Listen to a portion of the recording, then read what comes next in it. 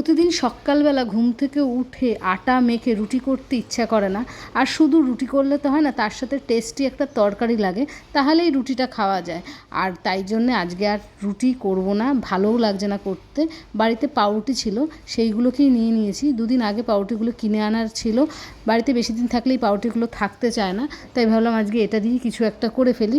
তবে কি বলো তো, আজকে আর ডিম দিয়ে ভাজবো না, চাটুর মধ্যে একটু মাখন দিয়ে ভাজবো। এটা খেতে না খুব টেস্ট লাগে। তবে ঘরে দেখলাম যে অল্প মাখন রয়েছে, হবে না, তাই ঘি নিয়ে নিয়েছি।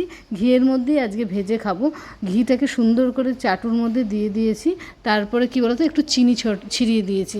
চিনিটা চাটুতে আস্তে আস্তে গলে যাবে গরম হলে পরে। আর তার পর পাউরুটিগুলোর মধ্যে দিয়ে দিয়েছি। পাউরুটিগুলোর মধ্যে লেগে গেলে না দারুণ টেস্ট হয় এটা খেতে। আর পাউরুটিটা কিন্তু একটু বেশি ভাজা হবে, তাহলে চিনিটাও সুন্দর পুড়ে পাউরুটির গায়ে লেগে যাবে, ঘিয়ের একটা গন্ধ বেরাবে, খেতেও ভালো হবে। সেইভাবেই সব পাউরুটিগুলোকে করে নেব। আর দেখো মোটামুটি হয়ে গেছে কিন্তু। তবে আমি রুটিগুলো খুব একটা ভালো কাটতে পারিনি।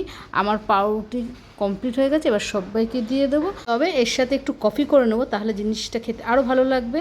তাহলে আজকের ভিডিওটা এখানে শেষ করছি। সবাই ভালো থেকো, তোমাদের সাথে দেখা হবে পরের একটা ভিডিওতে। আজকের মতো তাহলে টাটা।